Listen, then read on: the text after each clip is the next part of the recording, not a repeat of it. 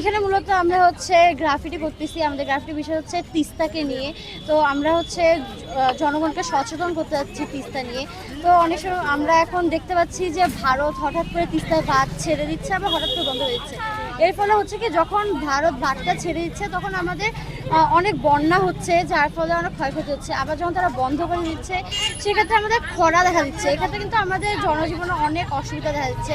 তো এটা সম্পর্কে আমরা যদি জনগণকে সচেতন করে তুলতে পারি তাহলে এই বিষয়টা আমরা সরকারি পর্যায়ে নিয়ে যেতে পারি এবং জিনিসটাকে রোধ করতে পারি। তো মূলত আমরা এই কারণে হচ্ছে গ্রাফিটিটা করতেছি। উত্তরবঙ্গের যে তিস্তা সমস্যা রয়েছে, এই সমস্যাটার মূল সমস্যাগুলো রয়েছে এখন আমাদের এখানে নদী ভাঙন থেকে শুরু করে বন্যার যে সমস্যাগুলো রয়েছে, যা আমাদের এই অঞ্চলকে সমৃদ্ধির পথে একটা অনেক বড় বাধা হয়ে দাঁড়াচ্ছে। তো এইটার সমাধান হচ্ছে আমাদের তিস্তা মহাপরিকল্পনা বাস্তবায়ন এবং অবশ্যই তার সাথে আমাদের ভারতের সাথে যে তিস্তা চুক্তি বাস্তবায়ন হওয়ার কথা সেটাও। তো আমরা মূলত এই গ্রাফিতিগুলো করেছি এবং আজকে আমাদের একটা বিতর্কের আয়োজন আছে, পাশাপাশি আমরা একটা সাইলেন্ট মুভমেন্ট করব। তো এই পুরো আয়োজনটা তিস্তা নিয়ে সকল আমাদের রংপুরের যে সকল স্তরের মানুষ এটা চায়। তো এইটা একটা আউটপুট নিয়ে আসা। আমরাও তিস্তা বাঁচাও নদী বাঁচাও পরিষদের পক্ষ থেকে আমরাও একটি ইশতেহার দিচ্ছি, যেটা মুখের কথা নয়, তারা যেন আমাদের এই ইশতেহারে স্বাক্ষর করে এবং যারাই ক্ষমতায় যাবে বা বিরোধী দলে থেকে বা পার্লামেন্টে যাবে তারা এই কাজটা করার জন্য চাপ সৃষ্টি করবে এবং যারা ক্ষমতায় যাবে চেষ্টা করবে।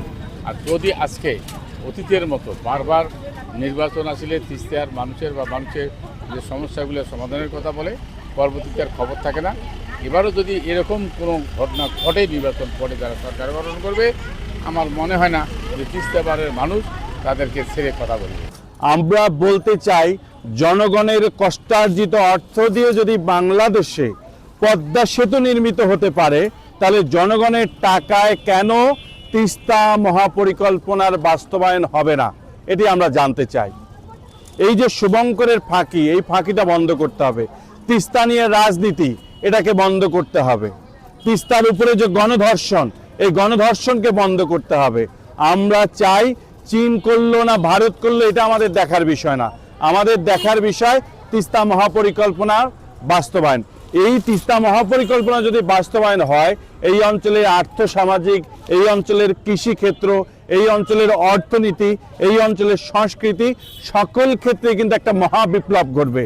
যেই মহাবিপ্লব এই অঞ্চলের 8 জেলার মানুষ উপকারভোগী হবে।